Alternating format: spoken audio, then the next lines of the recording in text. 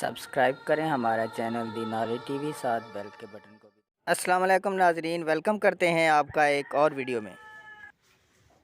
اعوذ باللہ من الشیطان الرجیم، بسم اللہ الرحمن الرحیم۔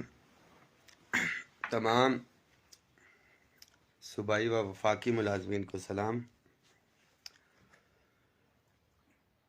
آپ کو پتہ ہے کہ تقریباً 24 دن کی چھٹی لی ہوئی تھی اس ایونٹ کے حوالے سے، اور جو ڈیمانڈ تھی 15%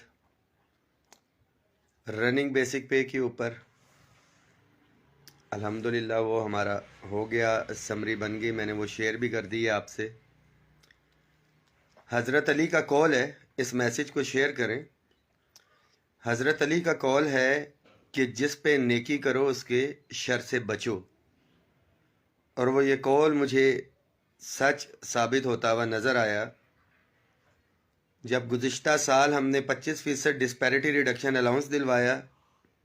اس کے اوپر بھی بہت سے لوگوں کو تکلیف تھی، ان لوگوں کو تکلیف تھی جو کہ عملی طور پہ ہمارے ساتھ تھے ہی نہیں۔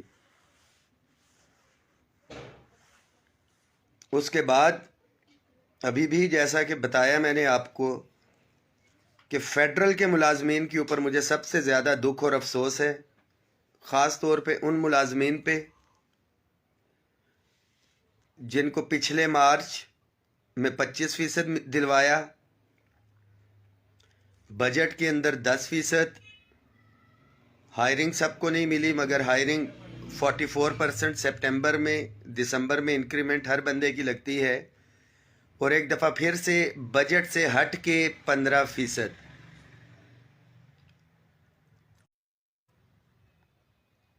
کچھ لوگ ظاہری بات ہے اس الائنس، اس اتفاق، اس اتحاد کے خلاف ہیں، اور کسی کے لیے بھی اس اتحاد کو ختم کرنے کے لیے 5-6 آئیڈیز بنا کے پروپیگنڈا پھیلانا بہت آسان ہے، مگر اس پروپیگنڈے میں اگر وفاق کے ساتھی آئیں گے تو معذرت کے ساتھ پھر وہی بات ہے حضرت علی کی کہ جس پہ نیکی کرو اس کے شر سے بچو۔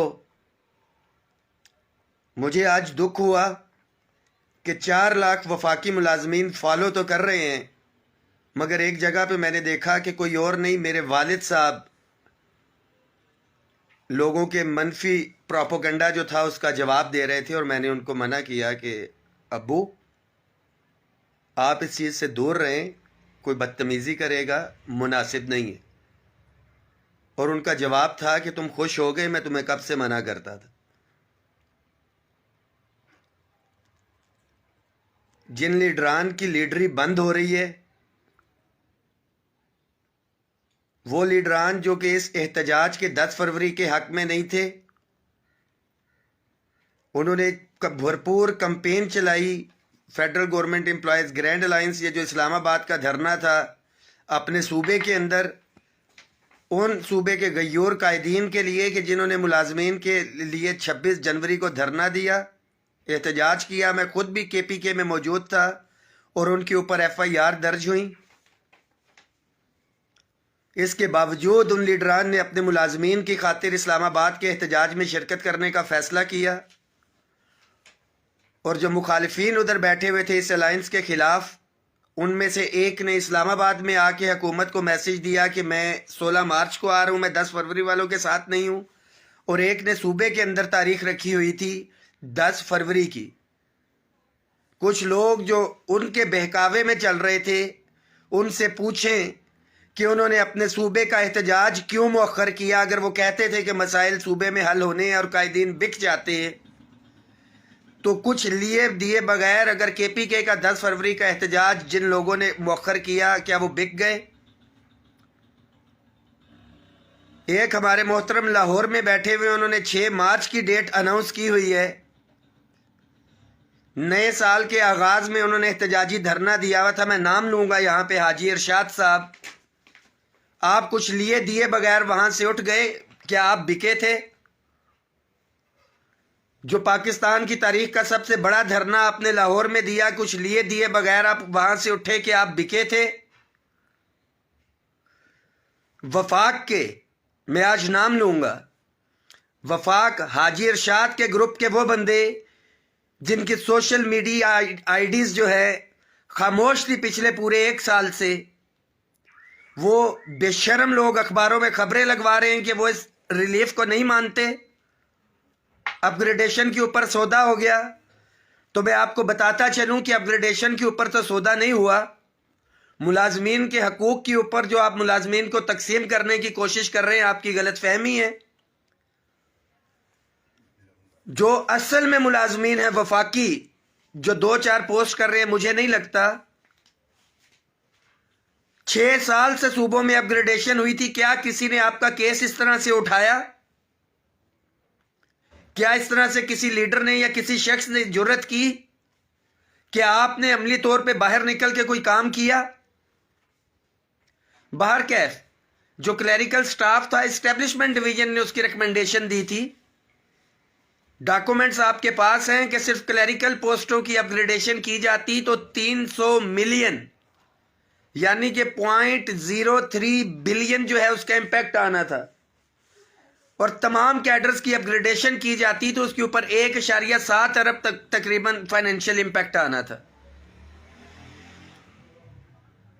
اس کے اوپر وزیر اعظم نے ہدایت جاری کی ہے کہ سٹڈی ہونی ہے، اپ گریڈیشن کے اوپر سٹڈی ہو رہی ہے، اور مارچ کا ٹائم دیا ہے، اپریل کا۔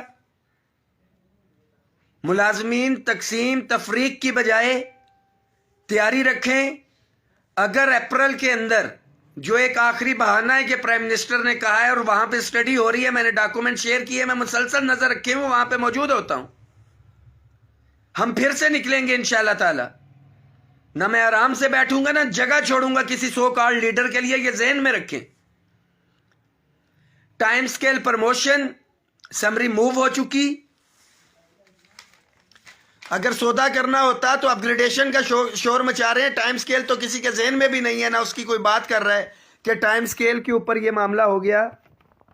یہ میں آپ سے شیئر کر دیتا ہوں۔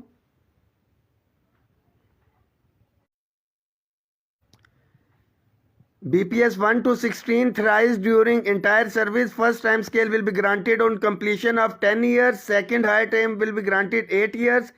And after grant of first time scale 8 سال کے بعد دوبارہ سے ہوگا۔ یہ 10 فروری کو ہوئی ہے۔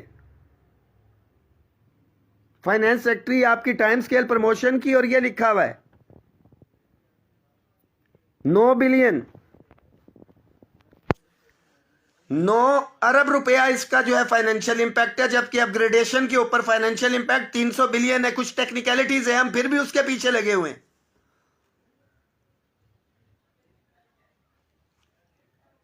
کون سا ایسا بے وقوف لیڈر ہوگا جو یہ سوشل میڈیا کے اوپر بیٹھے ہوئے نکمے لوگ، جو اصل میں تو میدان میں نکلتے نہیں ہیں، سوشل میڈیا پہ بیٹھے ہوتے ہیں، کہ ان کی بکواس سنے گا اور سمجھوتا کرے گا؟ جنہوں نے سمجھوتا کرنا ہوتا ہے خاموشی سے کرتے ہیں، سوشل میڈیا پہ آمنے سامنے نہیں رہتے ہیں۔ Ad hoc relief allowances March کے اینڈ کے اوپر جو 12 فروری اس کی ڈیڈ لائن تھی، ایکسٹینشن 3 مہینے کی مانگی گئی ہے۔ منسٹر صاحب نے کہا ہے کہ میکسیمم مارچ تک۔